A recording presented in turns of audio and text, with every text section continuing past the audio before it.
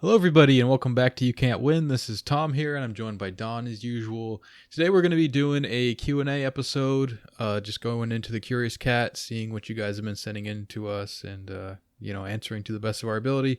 But before we do that, I thought we'd kind of do like just a kind of check-in on how things are going with Don and I. Things have been kind of crazy for me. A lot of big changes in my life. We recently moved. We've been in this place now about a week. And it's been pretty awesome. It's a very different sort of neighborhood. It's a lot, nicer, as they say. It's quieter. There's a little more money here. It seems like it's cleaner. Definitely not as much crime. Like, it's really funny moving from a neighborhood where you have like Latin Kings graffiti on like dumpsters and stuff, and then here you see cars that have like Star Trek like bumper stickers and pride flags everywhere, all that kind of stuff. It's it's a very different feel, the much wider neighborhood. But it's nice. I honestly I do like it. I mean, it's it just feels less like a dirty city atmosphere or environment. It just feels like a kind of nice place to live, sort of a thing. That's cool. Is it bigger or is it about the same size? If you look at the actual square footage, it's marginally bigger, but it feels much bigger, and the reason for that is just the layout. So I mean, you've been to the older place that we were at. It was kind of like a very serpentine kind of layout. Like just sort of bedrooms attached to like this winding S-shaped corridor. Yeah. Which was fine. But this place is much more open. So like it's pretty much just a big rectangle or square shape with the 2 bedrooms and then like a big open space, which is like your kitchen, living room, dining room area. And the bathroom is part of that too.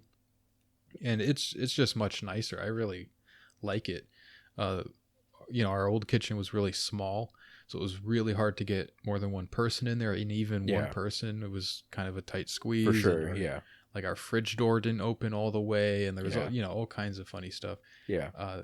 Here it's like you can comfortably be in there as a pair, and everything's like easy to access and stuff.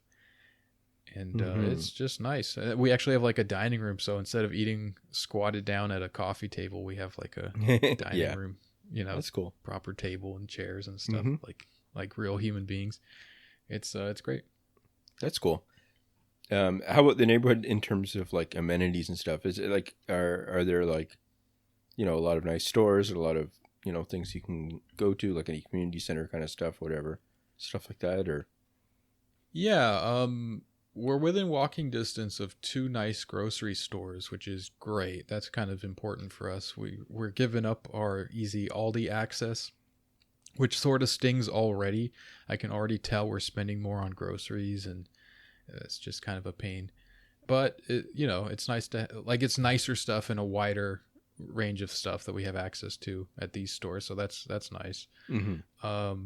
We are a little bit closer to public transportation, and I'm closer to where I would be working, so that's nice. It kind of cuts down on the commute a little bit. There's a park nearby. It's basically as close as the old place was right next to a park. We're pretty close to a park here too. So it's nice.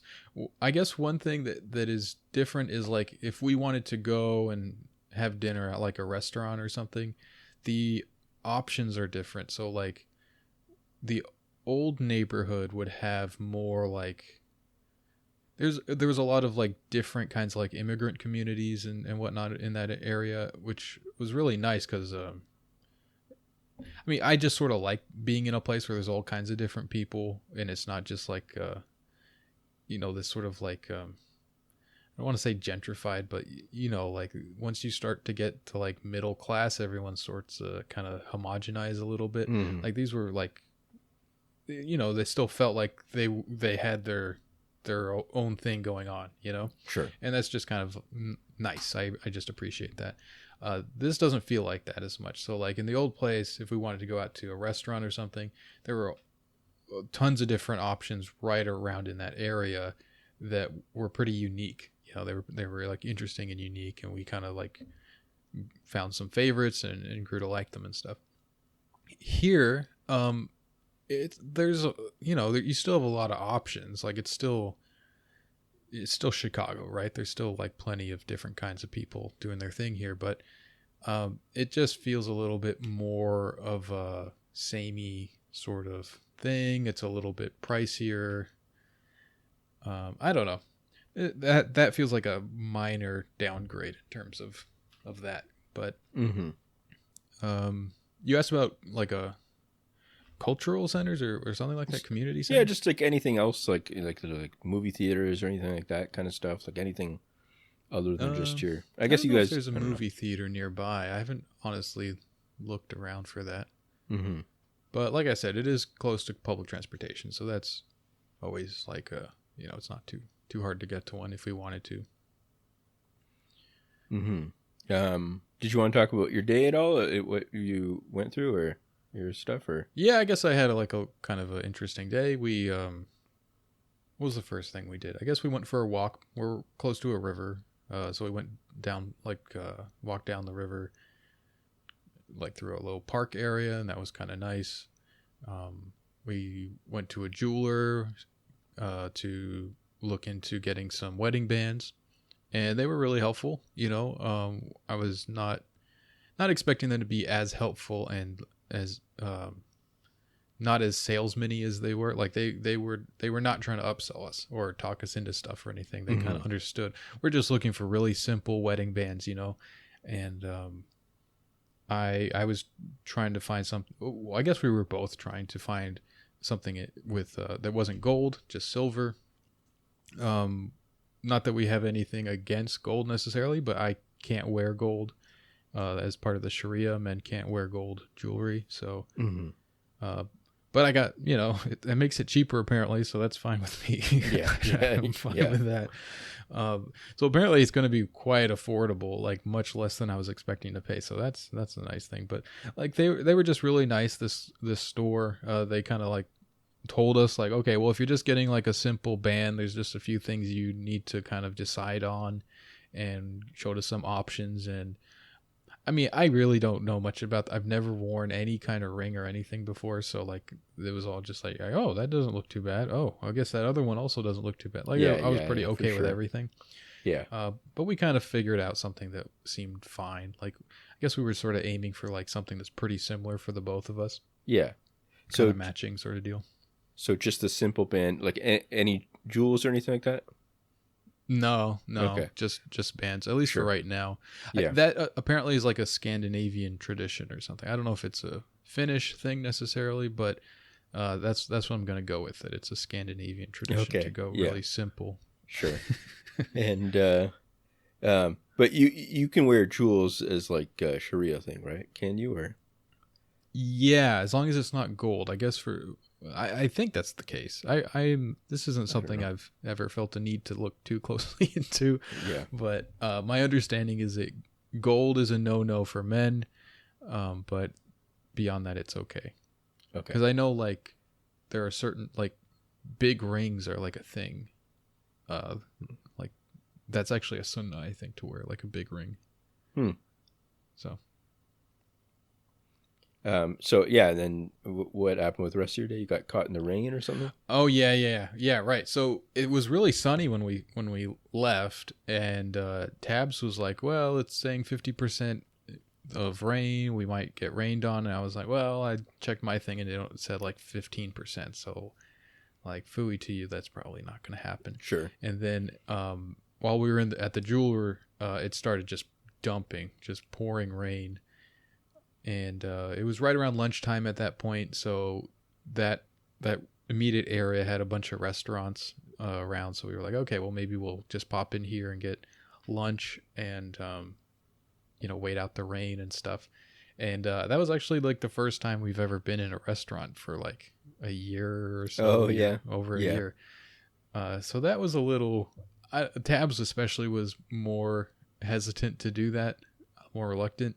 Mm-hmm. I was kind of like, well, we got those stupid shots. Like, what did we get them for if we're not going to go inside a building full of people with no mask on, right? Mm-hmm. So it wasn't really full. Like, what was weird though was like, so they seated us. We went to this Greek place that we actually ordered in from before. Like we were going to go to this other place. They were like, well, it's going to be a 45-minute wait. I'm like, I don't want to wait 45 minutes in the pouring rain. I'll just try someplace else. So we went to this Greek place that we knew we liked, and they sat us down. There was really nobody else inside. There were some people kind of like right at the window, which was basically outdoor seating, but not quite. And they, for some reason, were like, I don't think they had enough room for us there or something. So they said, is this okay? And we were like, well, she was a little bit hesitant to do that. And I was like, well, there's no one else here. So like, it's probably even better than being outside, is being like away from all the people who are trying to be outside. Right. Mm-hmm. But then like later, like they seat another group of people, and it's like right at the table right next to us. And then another pair comes in and they seat them at the other table right next to us. Like you couldn't spread it out in this huge empty restaurant. You have to group us all together. And none of them were wearing masks except one guy. So I don't know. I think people are done with it. But food was great. We had this Greek salad with broiled octopus, which was awesome. Like it was really good, really nice and tender and crispy at the same time. Mm-hmm. You could tell it was like just off the grill. That was really good. And we had, what else did we have? We had some this beet appetizer with some kind of like potato garlic dip thing, and I had like a gyro, and she had a chicken pita. Which is, I know that's kind of like, I don't know, it's very like standard, like go to a Greek place, get a gyro. They had all kinds of like fancier options or whatever, but I don't know. I was just trying to keep it simple, I guess. Sure. And then also some like a side of beans, gigantes or something it was called, which was very good. They had really good olive oil too. Mm-hmm. We were trying to get the name of the olive oil from the server. We were like, do you know what kind of olive oil this is? And he kind of hesitated for a moment. I was like, let me guess, it's Greek, huh? And he was like, yes, and it's completely pure. It's not artificial. I was like, okay, I've never heard of artificial olive oil, but that's good to know. Yeah, I don't know. I know what you mean. Like, there's a lot of junk out there, but yeah, it just made me imagine what like synthetic olive oil. Like, wow, that sounds that sounds bad. But by the time we finished eating, the rain had dried up. It was sunny out again. So then we just kind of made our way back home, popped by the dollar store for a couple things on the way home. And then I started rebuilding Tab's a new computer. We got a computer case and a power supply in the mail. And I kind of used some of my old stuff that I had upgraded from and gave her that, and then tore out the hard drives from her old computer and put it all together. And man, it was easy. Like these new cases just make it so easy. Yeah. They got kind of like all the cables already sort of set up for you, and there's all these little cutouts and stuff. Like, I don't know, I haven't built in a modern case, so I was like very impressed. It came together very quickly. But now the issue is like, the hard drives aren't. They seem to be the issue. Like, the reason we're building this new PC for her is that there were some problems, that it wasn't like booting properly and stuff. Seems like the hard drives are possibly the problem, so maybe more repairs and whatnot that need to be done. Also, the cooler that I had for my CPU that that I'm putting in her new computer is making like this kind of annoying sound, so we may end up needing to upgrade that as well. So yeah, I did that recently too with my computer. Like, got new case and got parts and got everything, and that ended up. I was surprised at how easy it was for me to do too, even having no real background on that. Well, a little bit from like many years ago and stuff. So, yeah, I don't know, and it's been good. So, yeah, cool. Yeah, just for the nerds out there who may care, the case is a Fantex 300A, and she wanted something small with enough airflow to kind of help keep it cool, but wasn't going to be super loud. So that seemed like a good choice. Something that wasn't spending a huge amount of money on, but kind of hit all those check boxes. Sure. Yeah, so that was pretty much the day. That meal we had at the Greek place sort of filled us up. So we did cook. Well, she cooked some greens. We got a bunch of greens from our CSA. So it's CSA season again, and we got our first pickup on Wednesday. Yeah, look And good. they gave us tons of stuff, tons of greens. So we are just like desperately trying to find ways to like use a pound of greens in everything we cook. Sure. So she made like a kind of like a halfway sog, halfway gourmet sabzi kind of thing with beans. So it's like mustard greens and a few other greens stewed with like garlic and ginger and different seasonings and stuff, and then some beans mixed in for good measure. Mm-hmm.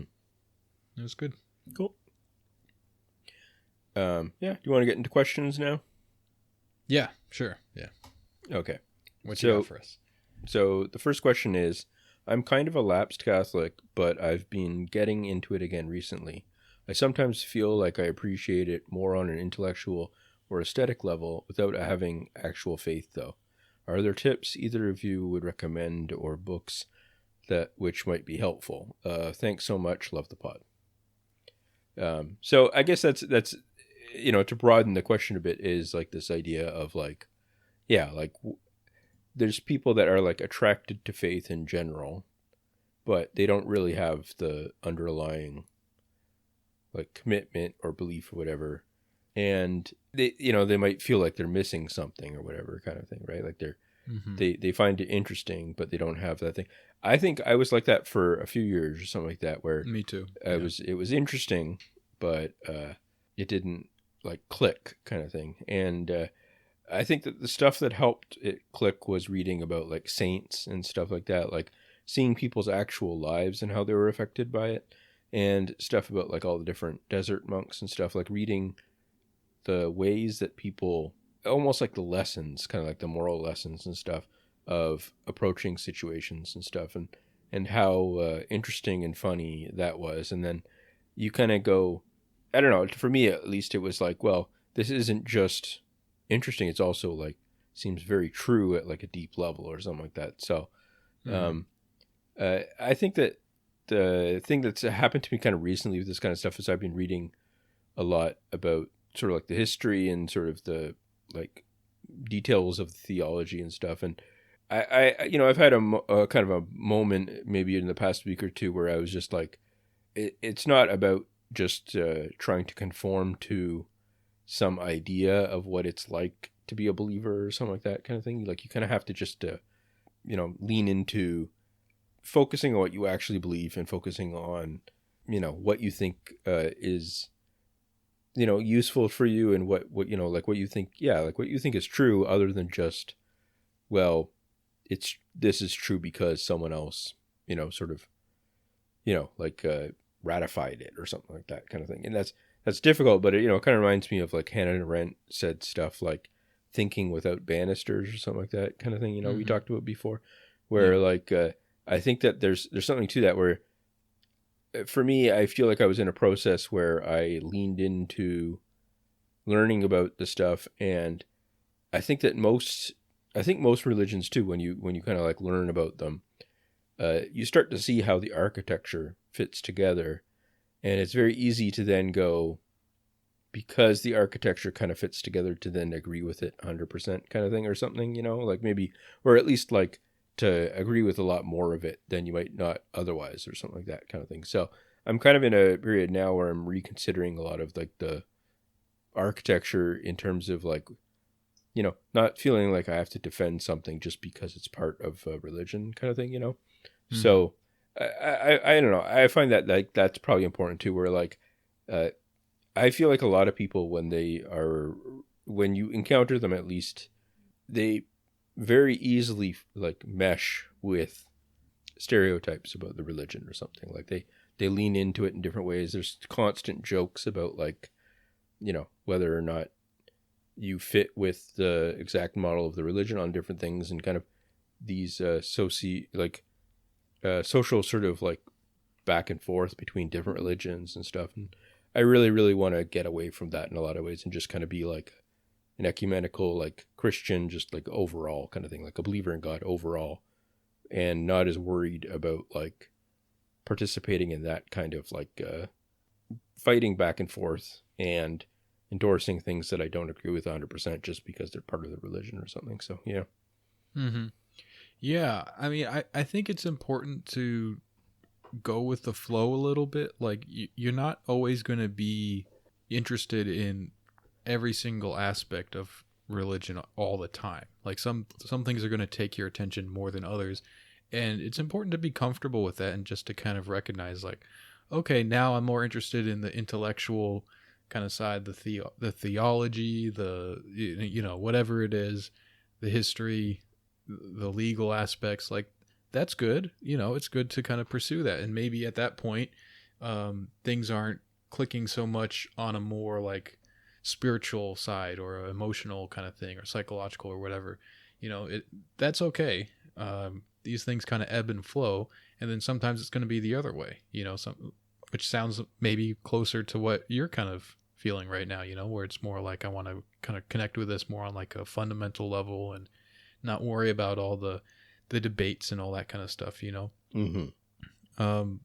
I think that's a good thing. And then, I mean, that's sort of how I tend to come to all kinds of things, I guess. But I think with religion in particular, that's important because you just want to be on like sound foundations on all those different aspects. So whatever, you feel called to at a particular point in time, it's good to just kind of go with that and just understand you don't have to do everything at once. Like, it's okay to work on some things at some point, and then once that sort of you get interested in some other thing, then you move to that, and it's not like you abandon the thing that you were interested before, but it's not taking up as much of your interest and your attention. Because I mean, if you're trying to do everything at once, that's basically like a full-time job of just being a Catholic or a Muslim or whatever it is. Sure. Yeah. So that's a little bit, you don't want to burn out, Mm-hmm. and you also don't want to force anything. I think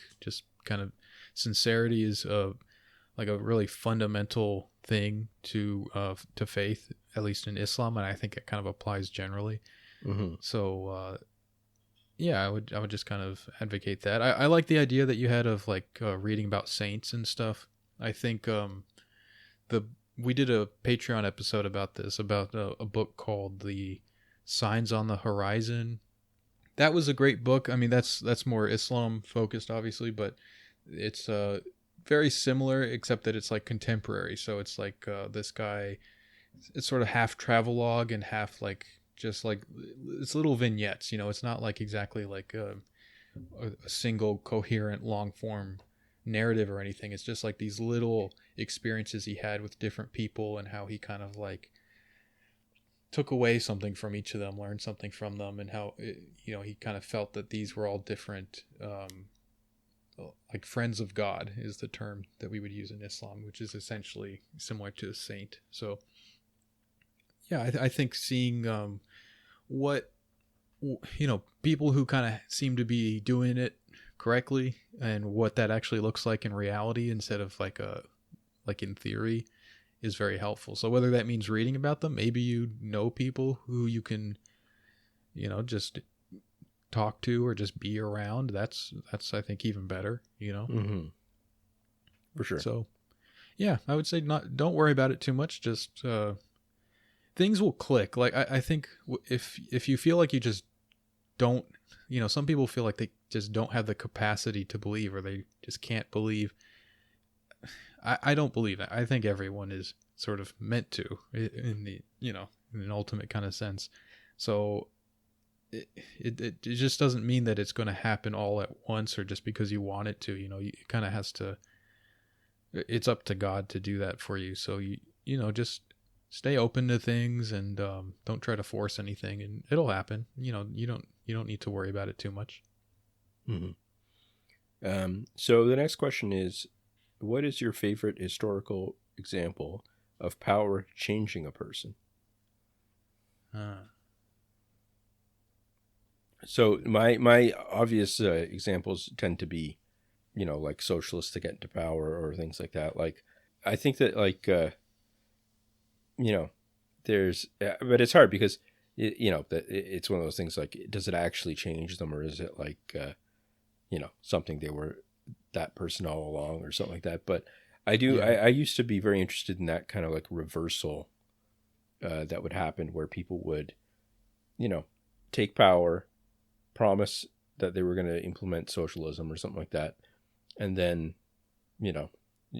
do a great reversal or something like that kind of thing, and give it up in a lot of ways and stuff. So Francois Mitterrand in France is probably a good example of like someone that, lifelong, well, most of his life, socialist politician, got elected on a common program platform with communists and socialists, and won power, and then after I think 2 years or something like that, just abandoned the whole plan and basically went back to just becoming a more typical kind of politician in a lot of ways and stuff. So there's lots of examples of that, I think, and for me that means that there's more at play there than just the personalities, like if everyone does it to some extent, or most of them do in different ways on the long enough timeline,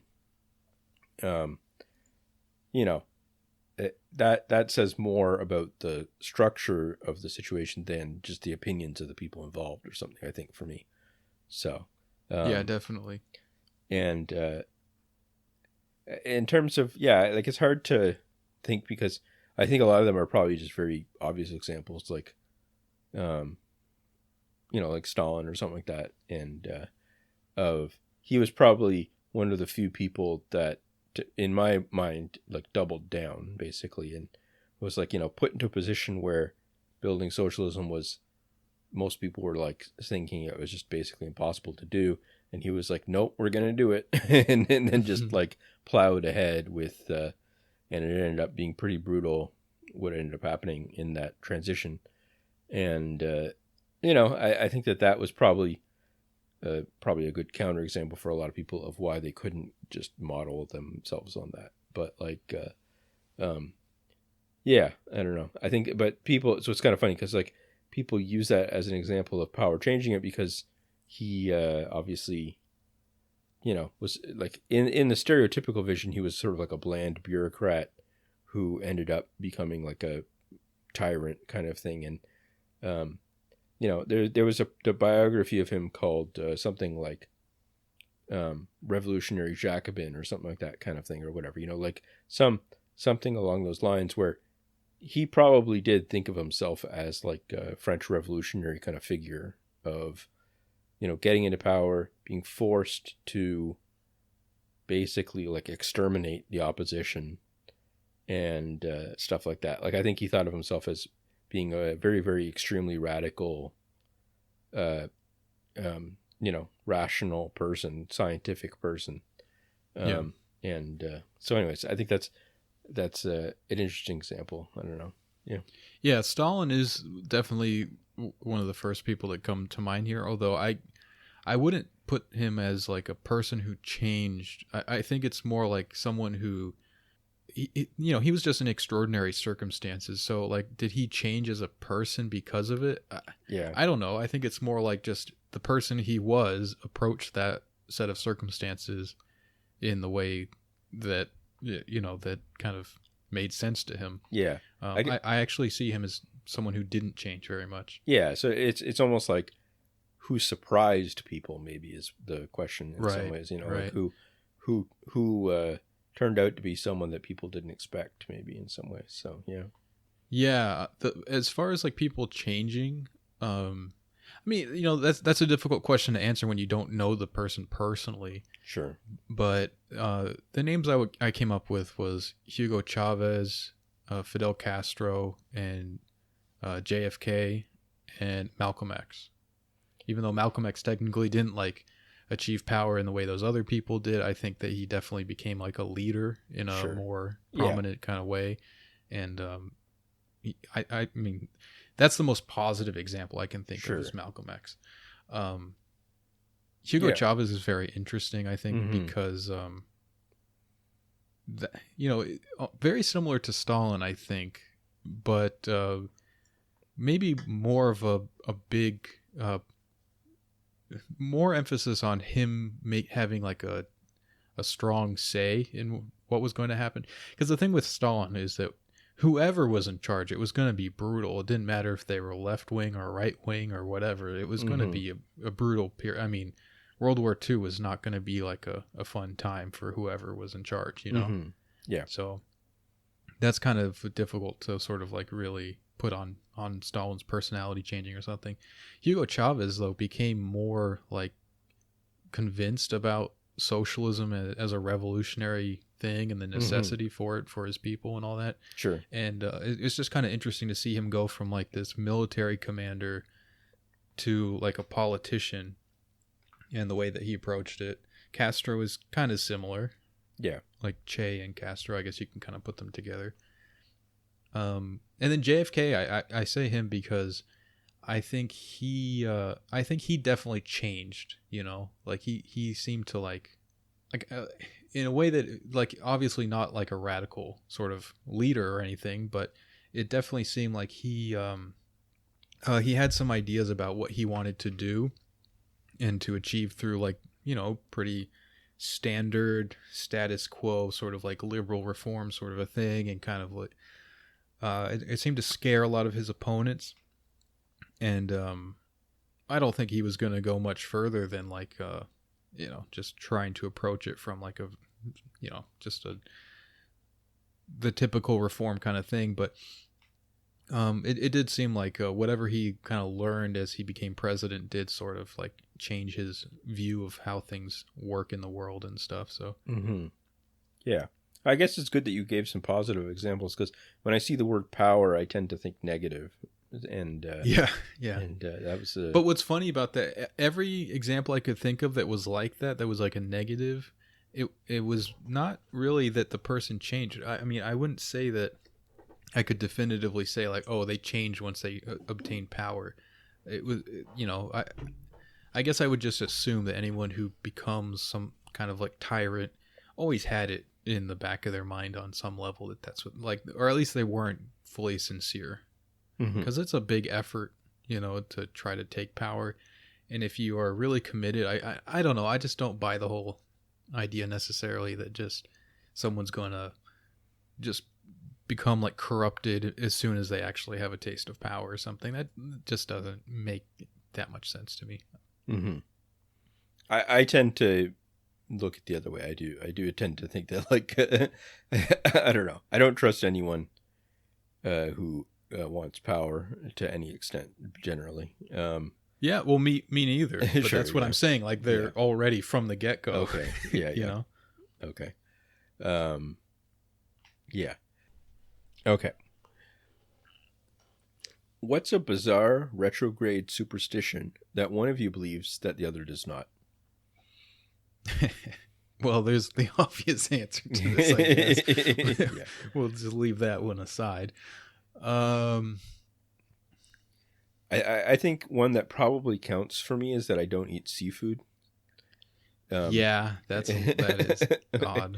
I don't know if that's a superstition exactly. It sort of is, because it's like it feels like I'm not supposed to or something, just because our family didn't growing up, for kind of mysterious reasons. I don't know. Anyways, like, my dad said he was allergic to fish, but like obviously there's lots of other things you could probably eat that are seafood related that he just didn't eat, because I guess he didn't want to. You know, you could like test things. You could even get tested, like actually tested. He never was, I don't think so.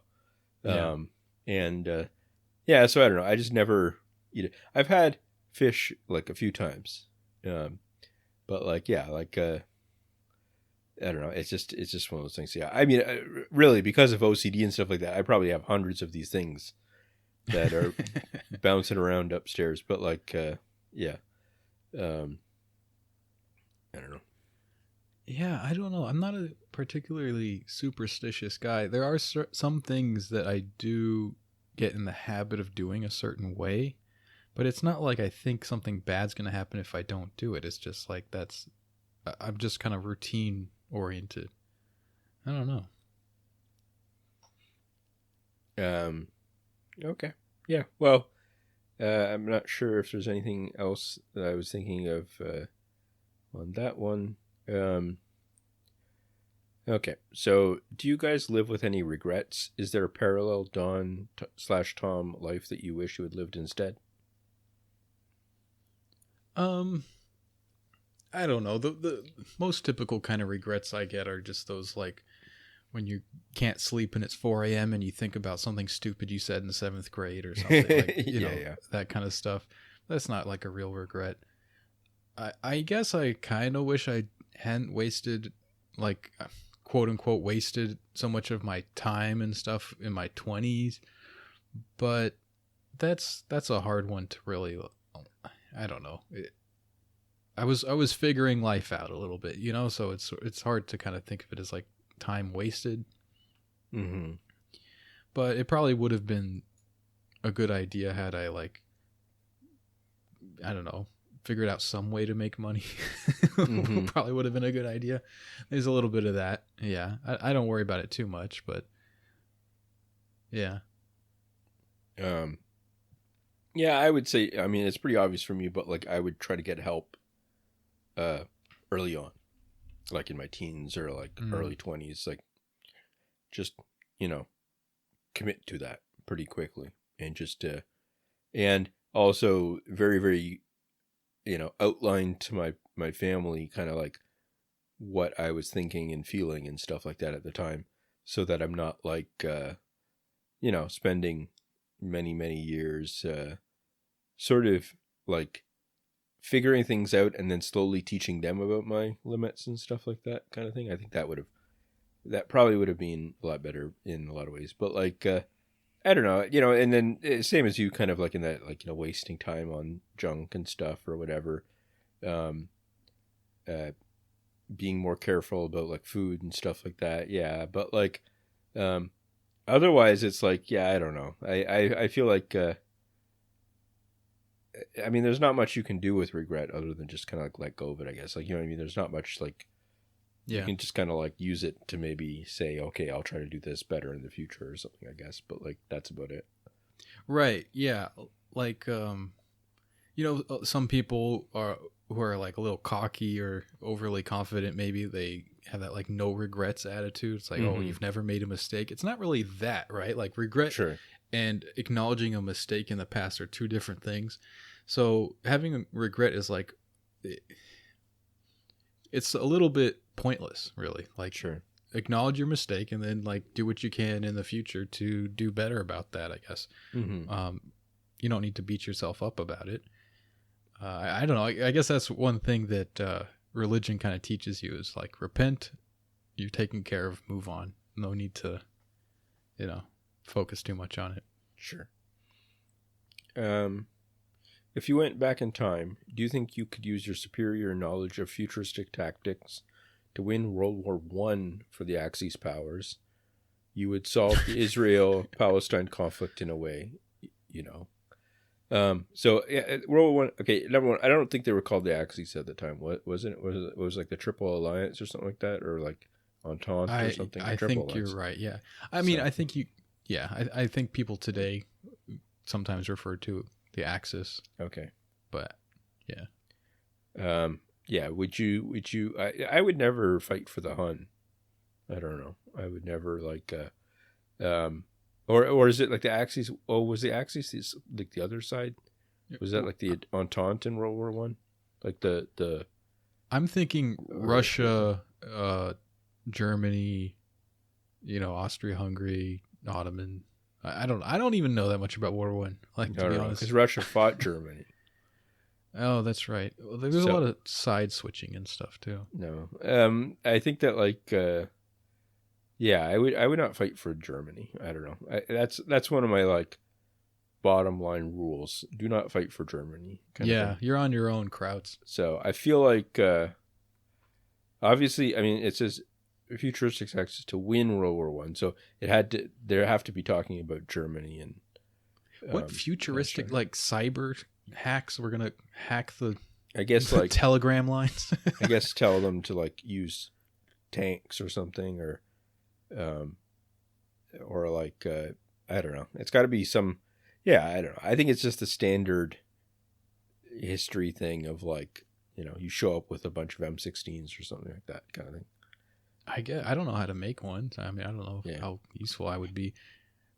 I don't know. I feel like World War One, it was just a meat grinder, and there wasn't a lot of tactics that was at play Sure. there. It was just like, how many ditches can you dig, and how many people can you put in those ditches? Mm-hmm. I don't know. I'm probably saying all kinds of stupid things. I don't know anything about World War One. I don't know anything about military tactics. Sure. I'm not the guy you want sending back in time. If you have a time machine and you're asking me to do this, like, I don't know what's going on with you. I mean, I would just do the standard thing that I always would do, which is just like refuse to fight and lay down or something like that. So I think that's my solution. Yeah. Okay. I would kill Ataturk immediately after he won the battle, the Turkey battle, to avoid the dreadful fate that befell Turkey afterwards. Sure. Do you ever worry that in all the glitz and glamour of your podcast millionaire lifestyles, you'll lose sight of YCW's mission to demoralize the left and trap them in endless futile study of conspiracies? No, I don't know. We've been keeping on pace with that. Everyone's demoralized and thinking about all these crazy conspiracies I keep spinning to hypnotize the left. Yeah. It's working out pretty well. Yeah. I'm very focused. I think it's funny. I mean, I feel like we might have gotten asked this a few times before even, but like, it is funny that like, you know, we probably have personally like pretty optimistic views of like, I don't know, just our lives and like stuff going on, you know, like how we could fix things here and there, whatever kind of thing. But because we're really, really critical of, you know, most existing society kind of stuff, I think, and in most of the people that propose to fix it and stuff, yeah, I think people maybe get a wall of negativity from it and then don't notice the fact that we're like actually like, oh, you got a nice new apartment or something, you know, like, I don't know, like, I don't even know if that's probably how we come across in general to most people. I think there's a couple of people who nothing's ever good enough, you know. It's the problem the left is failing is because of this podcast. That's right. That's the problem. Okay. Yeah, we need more cheerleading from two random people that have a tiny podcast. That's. How can I make it as a comedian without getting discouraged?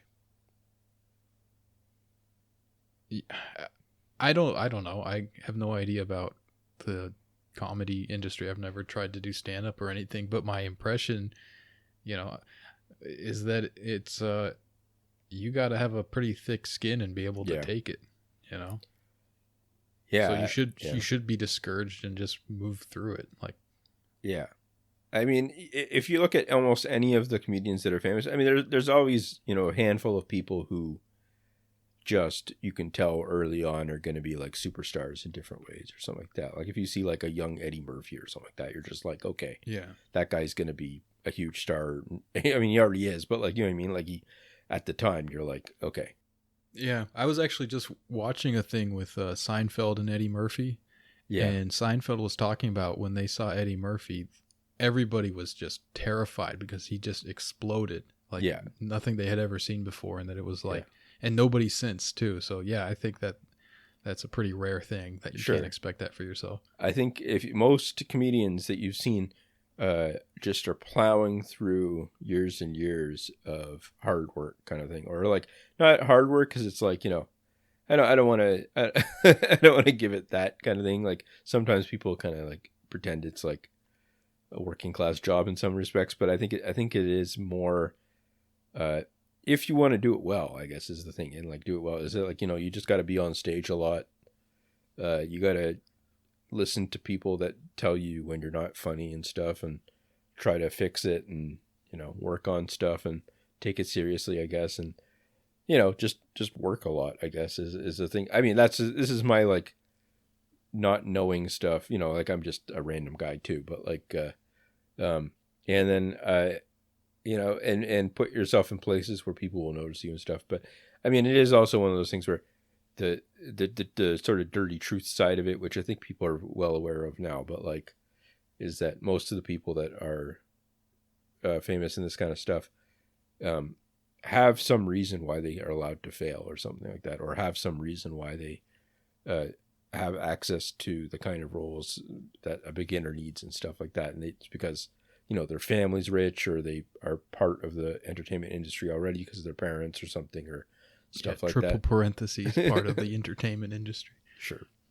And the being discouraged, like this is just like general, like this applies to all kinds of things, but anything you want to do, like you need to want to do it more than any kind of discouragement is going to like affect you, and if that's like an issue where it's like it just affects you too much, that doesn't mean you should give up on it or something, but you need to understand that's part of the process of doing anything that isn't just like slotting into whatever role is just kind of there for you, for whatever your position in society is. Like anything you want to do that's a little bit different, it's gonna you're gonna be fighting against the current a little bit, and that's going to involve a lot of people telling you can't do it, a lot of people telling you stink, but if you want to do it, you gotta just get good enough that they change their tune.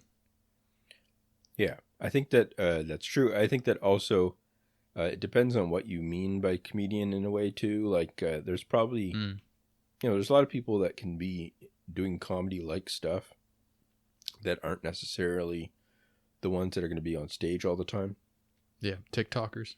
Yeah, well, I mean, that kind of thing. Well, I mean, maybe that too, but I was thinking of like writing and stuff like that too. Like, sure. Like me personally, I'm not going to be someone that goes on stage or do stuff like that, but I can write little jokes for me and my friends, or I could write articles and stuff like that, and that's fine for me. But like, if you want to be on stage a lot, I think you need to work on performance skills and stuff too. Like you have to. I mean, again, if you're taking it seriously like this, probably the best way to become a good comedian in reality is just to get drunk every night on stage or something like that, and like just ruin your life, but in a way that you don't care what you say anymore, and just say whatever you think of, kind of thing, and stuff like that. There's a good track record to that historically, so I don't know. Mm-hmm. Yeah, I don't know.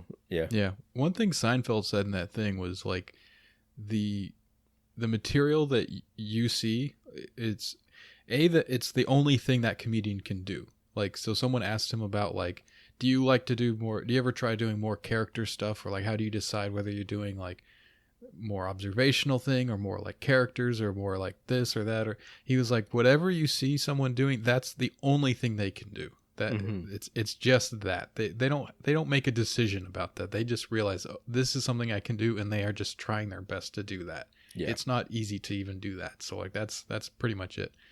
So maybe you got to figure that out. Yeah. The other thing he said was that any joke that you hear someone doing, you're hearing that because like 10 crowds before you like that joke. So the initial thing is like you're writing jokes, you're coming up with material or whatever.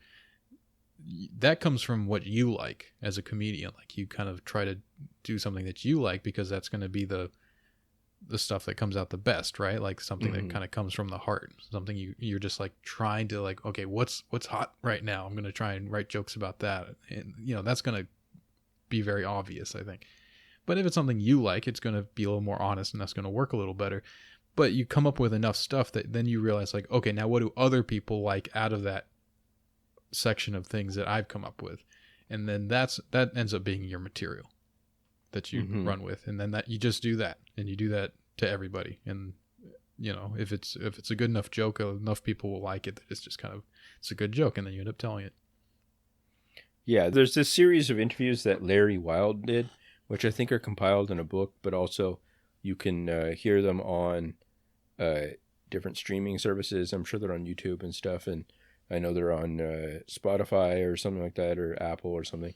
And by Larry Wilde, and they're with people like with Woody Allen and stuff like that, and they're from that period, and they're really interesting too, because it's, I don't know, I think anything like that, interviews with the comedians and stuff, knowing the industry and stuff like that, is going to help you. It's one of those things where like it's not necessarily what's going to work all the time, but it's like what can help you, what can get you that what can get you that thing where you're like in a meeting with someone, an agent or something like that, and you know more than you don't just sound like you're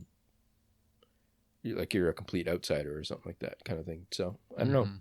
Yeah. Okay. So the next question is: people are up in arms about the number of deaths Israel has caused in Gaza, and it does seem high, but it pales in comparison to deaths from heart attacks and stroke over there. Why doesn't the left just promote a healthier lifestyle to Palestinians? Not a bad idea. That's always a good thing. It is one of those things, though, where sometimes I think about this too, where it's like, if you look at deaths from conflicts, most of the time the actual conflict itself, like the actual missiles hitting people and stuff like that, is not the big deal, right? It's more that is okay. That is part of the deal, but yeah. It's like they hit like a sanitation facility and then people die from that or something. Like it's that's more even the interruption of like tennis and things like that. That's the real yeah. Well, you know what I mean. Like it's right. It's the destruction. To civilian infrastructure that tends to cause the most problems. Yeah. And also like disruption of just everyday life in different ways that causes more disease, causes less production, causes less all that kind of stuff. So less which food. is why the lockdown destroyed this country so badly. Yeah. I don't know. But I think that like it's funny because this used to be a big thing. I guess it is now, but like, it used to convince me more or something like that about stuff like, you're like, well, Mao saved all these lives because he, had barefoot doctors and all this kind of stuff. So millions and millions of people lived much longer than they would have otherwise, assuming the baseline of 1949 or something like that kind of thing and stuff. So there is that kind of like almost like confluence of like effective altruism and communist logic or something like that kind of thing of like, why don't we just it's almost like that the most effective way to save people would be to enforce with violence like a healthcare regime or something like that kind of thing. I don't know. It seems very like Foucault or something. So and I don't know, it's kind of funny that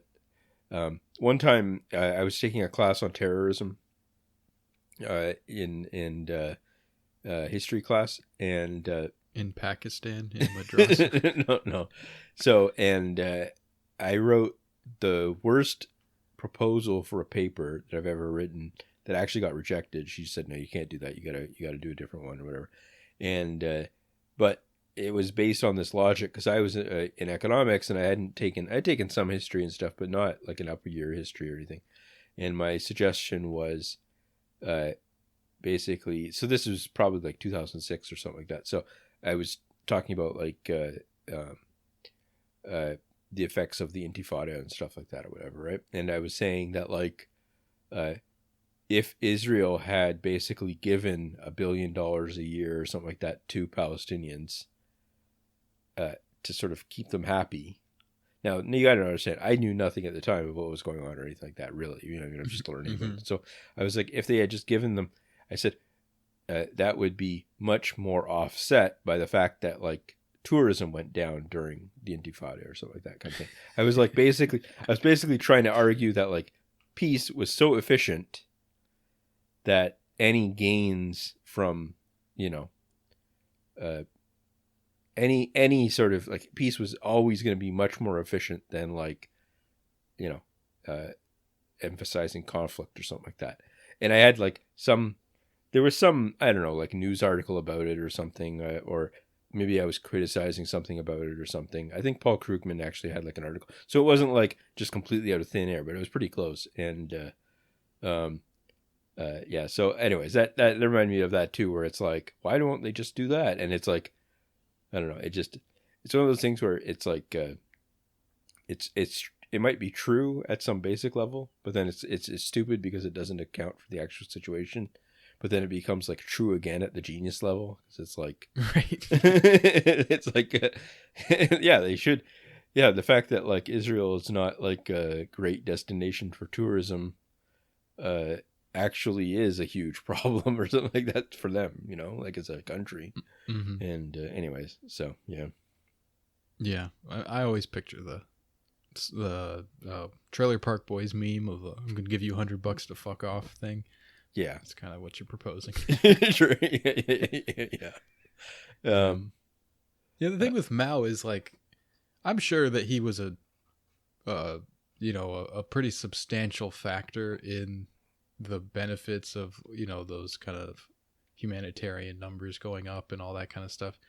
But it's also like just, I think anybody providing any kind of stability to China at that time would have seen, pretty similar numbers. You know what I mean? Like, yeah. I mean, I felt stupid making those kind of arguments about Mao once I realized that like he didn't invent antibiotics, like or something like that. Like it's right. like if you look at like the timing of when all these medical miracles happened and when they got like diffused around the world or something like that, it's like, yeah, anyone that like vaccinates for polio is gonna Right. you know, Because you stuff see like that that in like, other countries too that didn't have some kind of like, sure. Extraordinary political revolution or whatever. But it also works the other way, right? Like when there was a famine, like China had undergone periodic famines before Mao. There was one in like the late 19th century as well. So, like, yeah, maybe he was a factor in that not being handled as well as it could have been, possibly. I don't know. I'm just saying that's a potential thing. But like, people kind of like, and whenever there's some kind of leader that has some sort of like edgy thing going on with him, he's a revolutionary or whatever, everything is his fault and everything is his his doing that's positive as well. Like it suddenly everything that happens, like the weather, he controls the weather. If it's a rainy day, it's his fault. If it's a sunny day, glory to the leader, Yeah, for sure. Yeah. What was the question? I forgot the question. Oh, so the specific question was, why doesn't the left promote a healthier lifestyle for Palestinians? Right. So. Yeah, I think they should. I think every Palestinian should get a free subscription to Spotify so they can listen to Joe Rogan and get all those interviews with like sleep scientists and stuff and all that. I think that's a good idea. Yeah, a bunch of Palestinians, just like millions of Palestinians on steroids, like Alpha really, brain and keto and all that kind of elk meat. Palestine becomes the number one importer of elk meat. Yeah, I mean, it couldn't hurt for the Intifada, whatever, like for. I don't think that's on the restricted list. Sure. Yeah. Well, how about we do this one? It's for Tom. That's me. I'm Tom.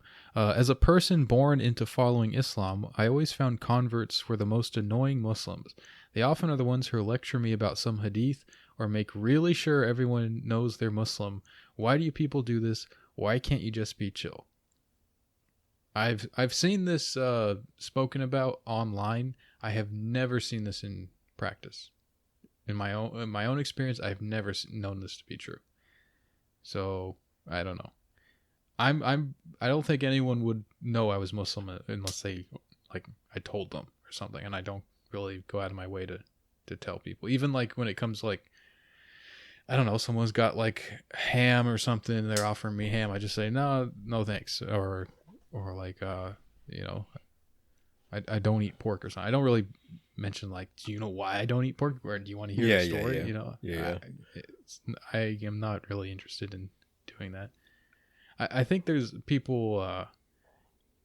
My suspicion, I'm sure there are annoying people like this, but my suspicion is that people who are born into like a Muslim culture, Muslim family, or whatever, and then are not really connected to it, when they encounter people who have converted to it, it just strikes them like it just annoys them. Just that fact alone annoys them. So anything that those people say that, it's not necessarily always like them being especially obnoxious about it. Maybe they just like, they say salam alaikum to somebody or something, that just to the person who was born Muslim, it just strikes him as like, oh, how obnoxious, this person is just throwing it in my face. Sure. My suspicion is that is happening, which Yeah. I can understand how that could be annoying, but like, just, I don't know, maybe think about that. Maybe that's happening with you. Yeah, this is a big thing on Christians or Twitter, where a lot of cradle Catholics make fun of converts because a lot of times they're a lot of zeal, like a lot of like big writers and stuff. Like if they're like, there's a few ones, I don't know, I'm not sure their exact names and stuff, but there's a few ones that are like big in sort of like right wing intellectual circles who converted like a few years ago even, and it becomes one of those things where it's like people get annoyed that these people like lecture everyone and stuff and are like really aggressive about it, and are like basically, there's people that are like, oh, the Pope should basically appoint who the president is or something like that, like that kind of stuff, and they get a lot of traction in their own little circles, and I mean the reason why is because they get huge amounts of funding, so. Right. Yeah. Yeah. And, that's their job. That's yeah. literally like the job they have. Yeah. And so there's very strange circles around that. So I get that. And I don't know. I think for very similar reasons, though, there's also like that same kind of feeling of people who, are born Catholic or something like that in different ways, like, the grown up. And then they encounter people who converted. They think that's just straightforwardly stupid because they think like, okay, well, why would you, it basically like they have all the list of reasons why they're not Catholic anymore themselves. And then they're like, well, it's like, I don't know. It's like finding garbage on the street and being like, I'm going to be garbage now or something like that kind of, you know what I mean? Or like something like that's how they see it and stuff. And I don't think that's fair, but I kind of get it in some ways. Like, especially like if you're, like for Islam or Catholic or something like that, like if you sort of like are raised in some extent in like, go to college and stuff, and you have like very basic things that are just 100% true and are associated with, the Democrats or something like that kind of thing, like where you're like, like queer liberation or something like that kind of thing. And if you see that as just a very basic thing that you often use to insult Republicans and stuff like that, you wouldn't be like, okay, it's time to respect people that do this or something like that kind of thing. So yeah. Mm-hmm. Anyways. Yeah, ex-Muslims is a similar thing to that. Yeah. Like that's a big kind of little cottage industry. I find those people are a lot more vocal and kind of obnoxious about their, in it, like in their evangelism or whatever you want to call it. Yeah. Than converts are. There are like YouTuber convert type people, but I'm assuming this person with the question was asking about like normal, regular people. Yeah. Sure. Do you think you could be friends with Seth Rogen? I think I could be friends with just about anybody. And I tested this thesis recently by befriending the infamous School Bonds Wolf. He and I are chums now. Yeah. He's a psychotic like Zionist who thinks everyone on Twitter is anti-Semitic, especially podcasters, leftist podcasters is his big thing. He thinks they're all Nazis. And he thought I was a full-blown Nazi. And I just kind of kept talking to him and making jokes. And I don't change what I'm joking. I make the same kind of joke about Jews and all that, all that kind of stuff with him that I do with anybody else. And now we're pals. So that's good. Seth Rogen is Canadian, so we're already friends because there's only like 10 people here. So he seems pretty chill. Like he seems like a fine guy. I don't know. He seems nice. I don't have a problem with him. I'm not sure. I don't like all of his movies, but who cares? Yeah.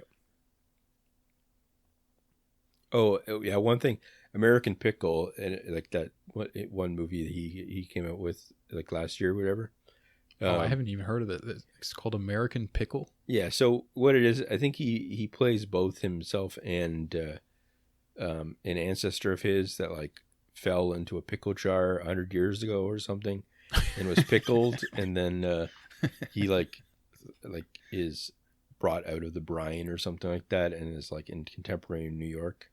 And a lot of it is just like jokes about that, I guess. But like fish out That of water sounds kind of stuff. terrible, but that's a very funny premise. Yeah, and I was not going to see it because I was just like, well, whatever. But then I found out that my great grandmother worked in a pickle factory for years, and I was like, hey, in about the same time, right? Like around, or like at least before, probably before World War II or whatever. So still, like still a long time ago. So I thought, well, now I've got the family connection, so I'll be like, that's what their life was like or something. So yeah. Mm-hmm. Yeah, I mean, I guess that makes you Canadian pickle. Yeah. So yeah, for the last question we'll do is Cuba really that bad, or did the commies have it right? I would say, like in my personal opinion, like the whole preface to this thing is that it's like, I think like 10 million people live there or something like that. It's like it's a small country, very small country in very difficult geographical position, difficult economic position, all that kind of stuff. Just surviving is pretty amazing. Yeah, As and its then they own went government. extra hard mode and chose communism too. So Yeah. Yeah, and there's a lot of like debates and arguments around like what whether or not they sort of trash their own economy in different ways and stuff. I don't, I feel like even just what they did is pretty amazing, kind of thing. What just surviving it all, I think, and if there's any sort of like defects and stuff like that, whatever, a lot of the blame has to go on the United States, obviously, right? It's just that's the main problem. The main problem is the United States, not. I mean, it's not even just like in a negative way. It's like a positive thing. Like the United States should be, or like the world at large should be helping Cuba develop more in different ways, or like maybe not in like a straightforward industrial way, but like like it shouldn't be Cuba as being the one that sends doctors everywhere. It should be like rich countries giving doctors to Cuba and stuff, right? So like, sure, yeah, and especially like energy and stuff, like maybe less of energy can go to, I don't know, like expensive cars in the United States, and more can go to temporary heating solutions in Cuba or something. yeah. I just mean like really, really I am basic thinking about stuff. though, like So, if the yeah. U.S. was sending doctors everywhere, we'd be sending Indians everywhere. So like, Yeah. that's a little weird. Yeah. Yeah, I don't know. I just there is like a big debate about whether or not becoming part of the USSR's sort of constellation of allies froze in a certain type of development into it, where they focused on agricultural production, and made it more difficult for them to do things like survive the collapse of the Soviet Union and stuff, because it was very dependent on that in different ways, and heavily indebted and things like that. But like I don't know, I feel like that is an interesting debate for people in Cuba to have, maybe. And it's interesting in terms of like, if you're another country that is facing the same kind of situation or something, but as sort of like a socialist academic debate or something, that's not really it doesn't have the same consequences that people thought in the past. Like China used to be very critical of Cuba for that reason. They used to criticize them a lot and say that like they were basically just going along with like fascist Soviets or whatever kind of thing and stuff, like whatever, like that they were a little puppet or something. But like I don't know, I don't buy that, but I just think it's like I feel like overemphasizing Cuba is like, yeah, but the countries you should be worried about are like Mexico and Brazil and stuff, and Argentina or something, like it's like Mm-hmm. those are the ones that like, or like the United States itself, that like those are the ones you got to flip. And yeah, no little country like that is supposed to be able to transform the whole world or something. So Sure. And there's like one thing that's kind of sometimes think about is like there are like these other little countries that are still socialist, like Laos, in Southeast Asia, and they don't get any kind of attention. Like people don't think of them as like a socialist country. Maybe they're not anymore, but like Vietnam still is, I guess. It's just like they don't get the kind of.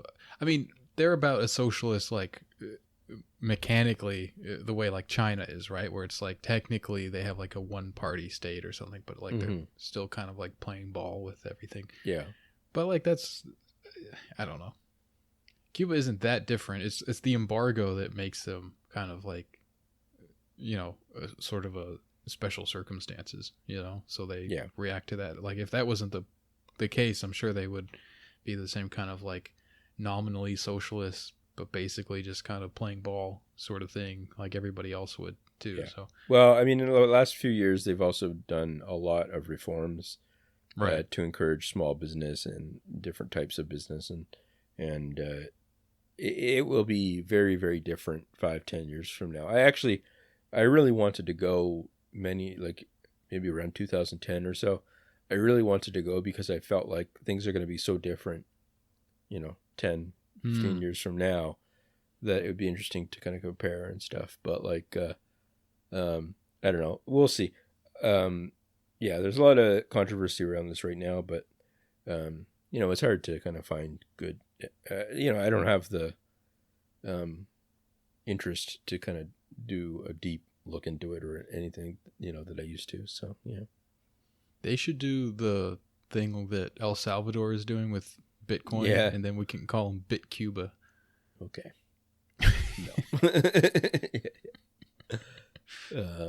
Okay. Yeah. So, why don't we wrap it up there for today? Okay. Yeah, guys. So thanks for listening. If you want to catch another episode of You Can't Win every week, you can get that by subscribing to our Patreon. You'll get that as well as access to our Discord where you can chat with us in our lovely community. If you want to send us some anonymous questions, you can do that by going to our Twitter account at YouCan'tWinPod, and there's a link to the Curious Cat link there.